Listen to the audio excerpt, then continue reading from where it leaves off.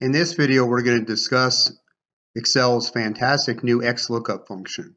Now, we previously had some videos on the XLOOKUP function, but then Microsoft, in its infinite wisdom, decided to change the syntax of the XLOOKUP function. So here's how it works. It makes HLOOKUP, VLOOKUP really obsolete. Okay, so it's XLOOKUP. You start with a lookup value like in your lookup functions. Okay, you try and match that in the lookup array. And then you have a return array, which usually you would pick the column where you want the answer, but you can return more than one answer with the XLOOKUP. Then you have three optional arguments, and here's what they changed. The if not found is optional, but I always like to put something in.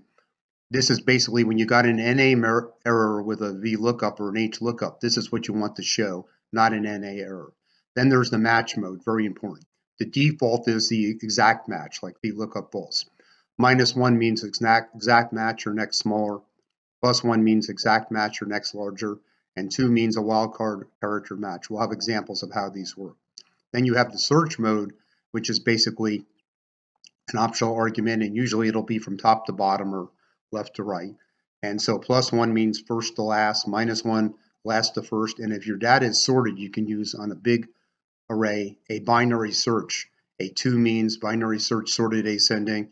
A -2 binary search sorted descending. That'll make it faster if you have sorted data and it's a really big array that you're dealing with. So let's look at a bunch of examples. So what we have here is in the name column, baseball players. We've got the team they played for, their position, starting pitcher, designated hitter, right fielder, and their salary in dollars. And so let's show you lots of examples of how XLOOKUP works in this video. So Mike Trout, who's considered probably the best player in baseball, you want to do an XLOOKUP on Mike Trout. You put it in quotes because it's text. Okay. And then basically where are you going to match him? In column C, because that's where the names are. And then the array will be more than one column where you have the return array, column C through F. And then you'll put no answer as the default in case there is no result that can be found. And then we put a 0 for exact match. So basically it's going to find Mike Trout. There he is. It's going to find him in column C. It's going to return, though, more than one column, column C through F. So you can see this is what you get, all Mike Trout's information there. Now let's do Mike Trout several different ways. You can do it as a wild card. You put in quotes asterisk Trout, and I think he's the only Trout person in Major League Baseball. And so you say match Trout with an asterisk means something could come before Trout. C4, C880, that's the name column. You again return an array, though this time column D through F, so you don't return his name there. Okay, and then no answer in case you couldn't find anything. But now you have a 2, which is a wildcard character match. And so basically you get all his information except for his name. Now one more Mike Trout piece of information here. So we want to look it up based on where his name in a cell. That's probably the most common way to do it. So the formula is XLOOKUP, here it is.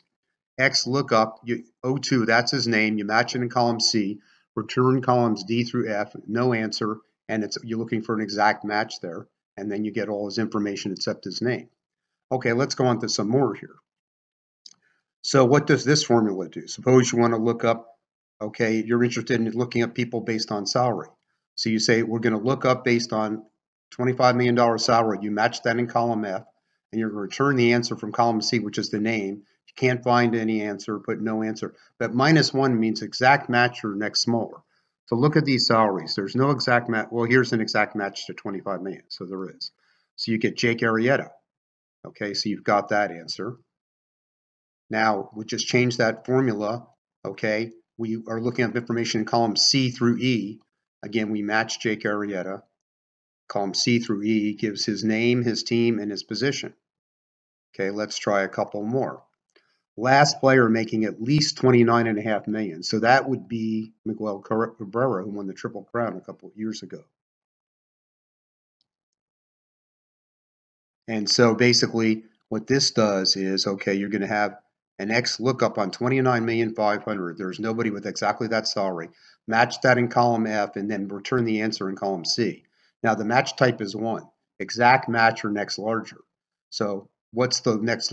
There's no exact match to 29 million. So you stop at 30 million, you get Miguel Cabrera right there.